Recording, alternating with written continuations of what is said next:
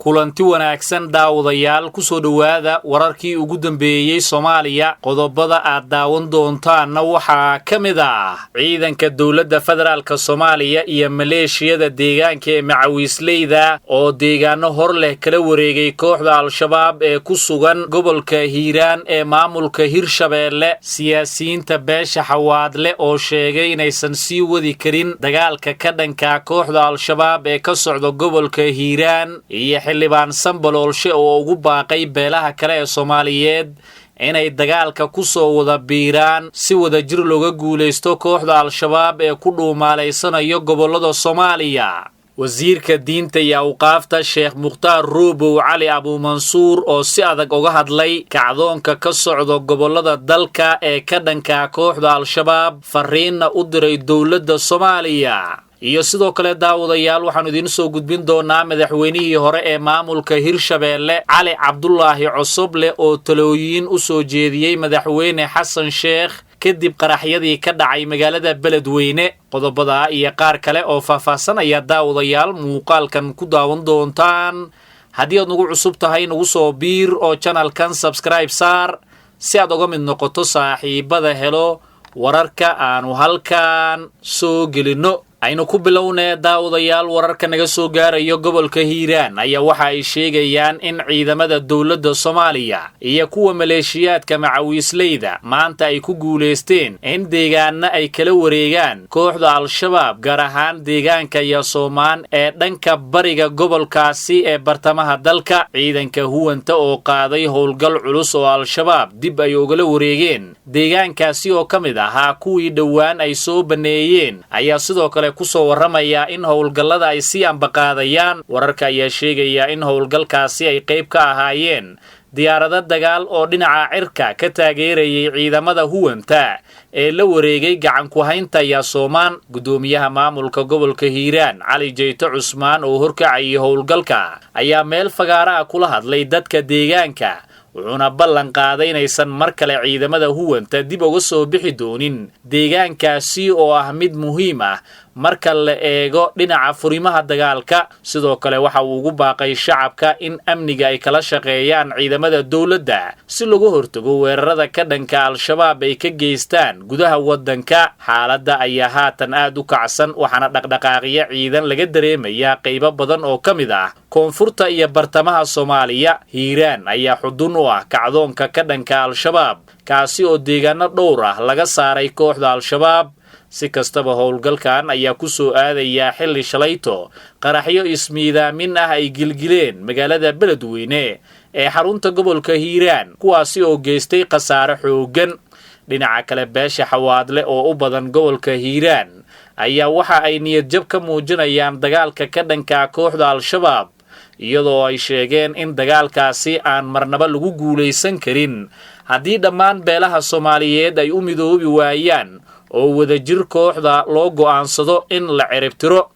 xildhibaan Cabdullaahi Maxamed Cali Sambaloolshe oo ka mid ah mudanayaasha golaha shacabka ku matalo beesha xawaadle ayaa qoraal uu soo saaray waxa uu kaga hadlay kacdoonka ka dhanka kooxda al-shabaab ee ka soconaya gobolada dalka gaar ahaan gobolka Hiiraan ee uu ka soo jeedo. xildhibaan Sambaloolshe ayaa sidoo kale shaaca ka qaaday inaysan sii wadi karin dagaalka al-shabaab islamarkaasina ay dareemayaan culayska ay leedahay dagaalkaasi in lagu fiirsaday oo aysan dagaalka kala qaybgelaynin beelaha kale ee Soomaaliyeed. xildhibaanka ayaa fariin u diray qabaa'ilada kale ee Soomaaliyeed waxaana uu ugu baaqay inay kala qayb qaataan dagaalka ay kula jiraan kooxda al-shabaab si hore loogu sii wado dagaalka. ugu dambeyntii waxa uu hoosta ka xariiqay in maleeshiyaadka deegaanka ee loo yaqaano macawiisleyda ay u baahan yihiin hub iyo weliba inay garab ka helaan dawladda dhexe.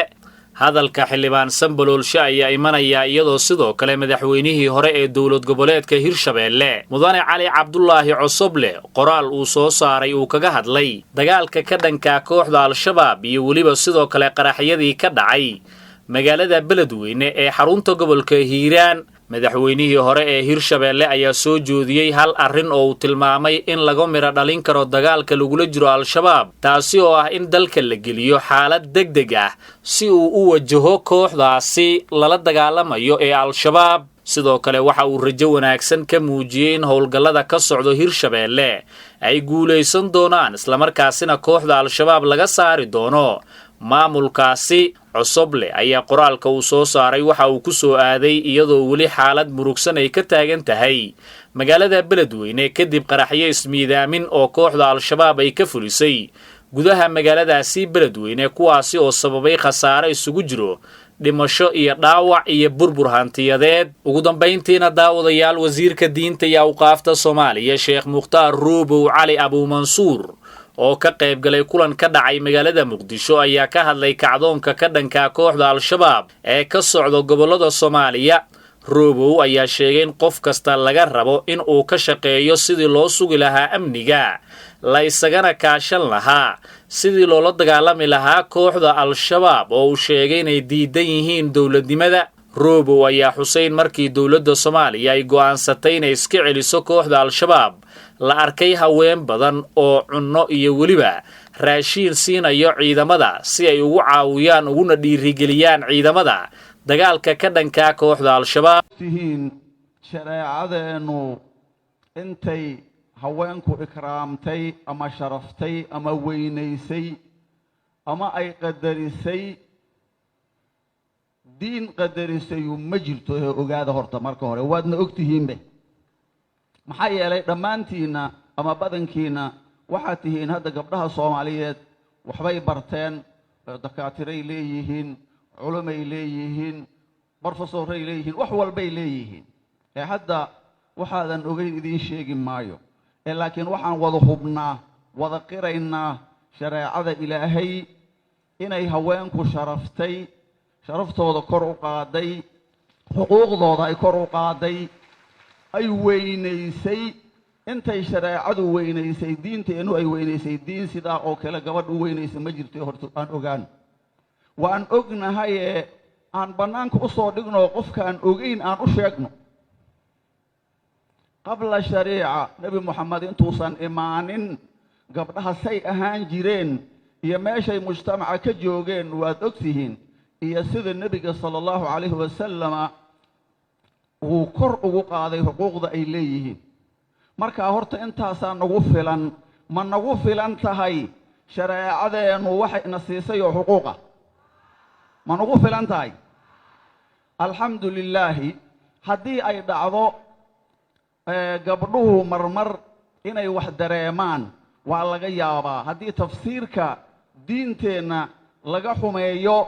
ama laga qoloociyo ama si laga yeelo waa laga yaabaa gabadha inay wax tabato mise maahan ha laakiin diinta toosan ee xaniifka ah ee wasatiyada ah ee toosan oo nabi maxamed laga soo gaaray xuquuqdooda way u kafaaleynay insha Allah ta'ala tan kale maadaama taas aan haysano ayaa waxaan rabnaa inaan taas ka wada shaqeyno gabdhaha wixii ka maqan oo xuquuqooda tabanayaan ay helaan wixii Ilaahay uu siiyay oo haystaana loo adkeeyo aan la dulminin oo hadda meeshan inta fadhida hadda waan u jeednaa gabdhaha hadda waxay noqdeenba mujtamaca Soomaaliyeed tirada ugu badan waa gabdho mise ma ahan iyaga ugu badan qoys walba markaad fiiriso bal waxa la dhihi karaa maanta waxay noqdeen laf dhabarka bacdallahi nolosha iyo dhaqaalaha Soomaaliyeed inay iyaga noqdeen maanta qoysku ay gabaru biisho iyo kan uu aabaha biilo yaa badan kan gabdhaha badan markii la fiiriyo runtii marka waxay yihiin laf dhabar bay ka yihiin mujtamacan Soomaaliyeed ee aan maanta la noolnahay ama aan ku dhex noolnahay marka waxaan rabaa kulli waqti la niqaashi karo oo su'aal la iswarsan karo oo nagu filan waa la isu heli doonaa maanta ani meel baan u socdo wasiir ku-xigeenka yimid kelimada wasaaraddu ay leedahay hadda wasiir ku-xigeenka jeedin doono Shariif Saalax saasaan wasiiradu isku ogeyn ilaa inaad timaado waayo ballanta baan ku imide waqti dheer maanan haysan iyadan hadda weydiin sheegtay taas markaan ka gudbo xuquuqda bani aadanka iyadana iyo carruur baa la sheegay iyaguna inta shareecadu ay weynaysay ama xuquuqdooda u dhicisay ama ay u raadisay anigu ma arag cid kaloo u raadisay iyaduna ma aragay ogaada bani aadan marka la yidhaahdo bani aadan iska dhaafe xuquuqul xayawaanaad bay shareecadeenu bannaanka saaraysaa xayawaanka naftiisaa la diidayaa in dhibaato loo geysto waxaad og tihiin naag dembi weyn gashay oo reer banu israa'iil ahayd bukhaari sida ku qoran ayaa ilaahay janno geliyey waxayna ku gashay ey bay aragtay oo meel dhooqo ahoo biyo uun ka gureen carabka saas ugu taataabanayo oon dartiisa eygaa intay waraabisay oo weliba hataa wadaan ma haysane khufkeeda intay ceelkii gashay biyo ugu soo shubtay siisay buu ilaahay ugu dambdhaafoo janno ku gashuu yidhi nebiga sal alla alayh wasalam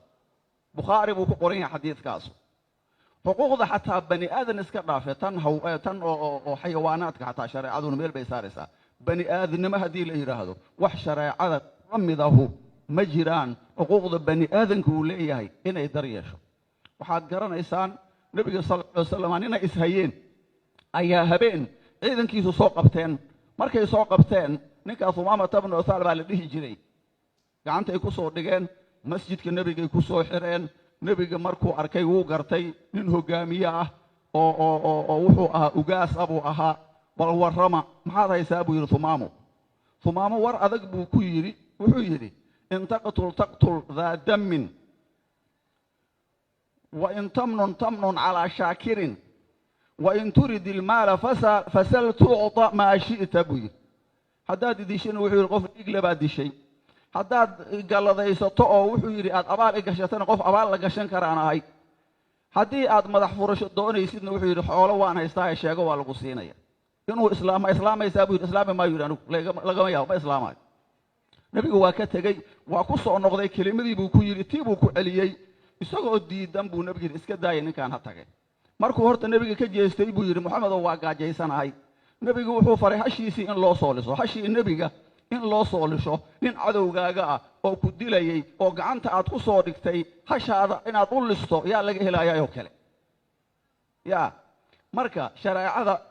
xuquuqda markii dambe nebigu isagoo diidan buu yidhi iska tagoo orodoo iska sii daayuu yidhi isagoon waxba qiran waxba ogolaan buu yidhi dhaafa faraha ka qaada markii dambe isagaa iskiisuu islaamay yacni waxaan ula jeedaa shareecadeennu xuquuq bani aadan hadday tahay mid xayawaan hadday tahay mid insaan hadday tahay mid carruureed hadday tahay wax kula mida ma jiro wax kula midahu ma jiro taas markaan ka gudbo waxaan rabaa maanta waxbaan ugu wada taagan waxaasu waxay yihiin dhammaanteenna inta meeshaan fadhido iyo inta guryaha looga soo tegayba inaan u jihaysano inaan ka shaqayno dhanka ammaanka mise ma ahan maanta waxaa noogu daran dhammaanteen waa inaan ammaanka ka shaqayno waxaan hubaa intaa hadday ammaanka muqdisho ka shaqeeyaan ciidan xataa uma baahna mise maahan intaa waxaa shaki leh laba qofoo hal guri ka soo wada baxday ma jirto intaa ninba guri buu ka soo baxay soo maahan tiradeennu intay la eg tahay intaa hadday ammaanka ka shaqaynayaan wixii dadkan baabi'inaya oo ummadda baabi'inaya ay soo sheegayaan ay soo qabanayaan ma dhici karto ammaan darro oo halisa inay magaaladan ka dhacdo insha allahu waan hubaa dhammaanteen inaan u jihaysannahay ammaanka inaan ka wada shaqayno si aan u baabi'inno cid kastoo ummaddeenna dhibayso marka taasna waa kelimada aan ka dhahayo dhanka ammaanka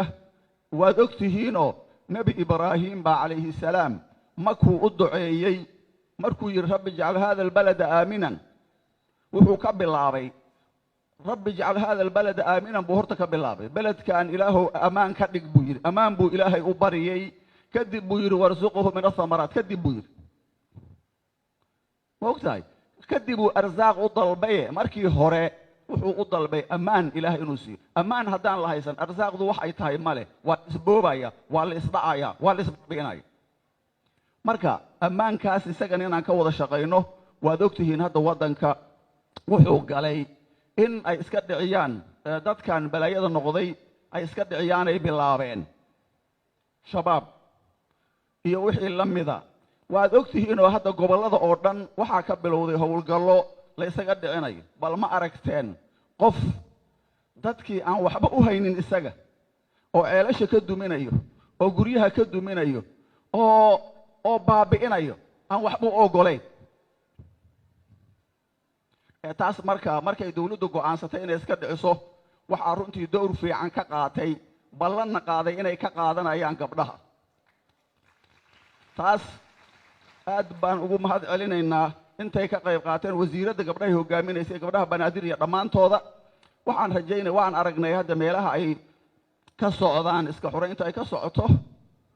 gabdhaha waxay la daba taagnaayeen biyo iyo caano iyo hilib bay ciidanku la daba taagnaayeen taasna waxaan rajaynaynaa inaad sii wadi doontaan guud ahaan daawadayaal intaas ayaanu kusoo gebagabeynaynaa muuqaalkan aad ku daawanayseen wararkii ugu dambeeyey Soomaaliya iyo caalamka tan intaanu daawadayaal dib ugu kulmi doona muuqaalo kale waxaanu iminka idinkaga tegaynaa sidaas iyo nabadgelyo